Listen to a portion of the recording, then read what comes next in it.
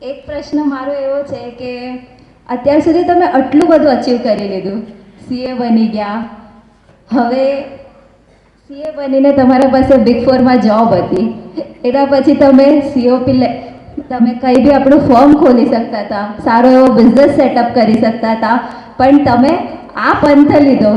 સો મને એક ક્વેશ્ચન છે કે અત્યારે ફેમ છે, તમારા પાસે મની છે, બધું જ હતું, તો આ મિનિમલિઝમ સંયમ જીવનની શરૂઆત શું કરવા, શું રીઝન કાંઈ? સંસારમાં આપણે એવું નોર્મલી વિચારતા હોઈએ છીએ કે જેની પાસે વધારે સંપત્તિ એ વધારે સુખી, જેની પાસે વધારે સામગ્રી એ વધારે સુખી, જેની પાસે સુખ સુવિધાઓ વધારે એ વધારે સુખી.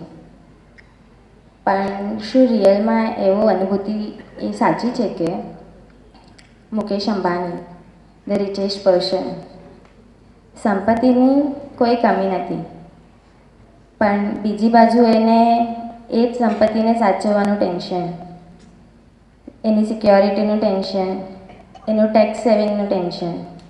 એની પાસે આટલી બધી સંપત્તિ તો છે, but what about personal security? અગર એને ક્યારે એકલામાં ફરવા જવું હોય તો શું એ જઈ શકશે કે? હંમેશા એની સાથે ને સાથે સિક્યોરિટી તો હશે. So what about his privacy?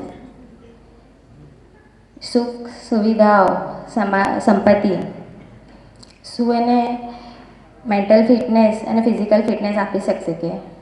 મને તો એવું લાગે છે કે સુખનું ડાયરેક્ટ કનેક્શન ક્ષમતા અને સમાધિ સાથે છે, અને ક્ષમતા અને સમાધિ અને ક્ષમા પ્રભુ વીરના શાસનમાં બતાવેલી જ છે.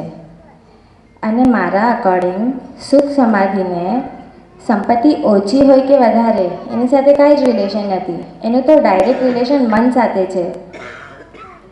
તો આપણને જે સુખ ઓછી સંપત્તિ, ઓછી સુવિધાઓ, ઓછી વસ્તુમાં ચાલી શકતું હોય, તો આપણે વધારે વસ્તુઓમાં જઈને વધારે વસ્તુઓ વાપરીને કે વધારે ફેસિલિટીઝ યુઝ કરીને શું કામ જવું? મતલબ તમારી પાસે એક ડીલ આવી છે કે તમે જે વસ્તુ 1000 રૂપીઝમાં ખરીદી શકો છો અને એ જ વસ્તુ 100 રૂપિયામાં બી ખરીદી શકો છો, જો તમારી પાસે ટેલેન્ટ હોય તો તમે કઈ ડીલ પસંદ કરશો?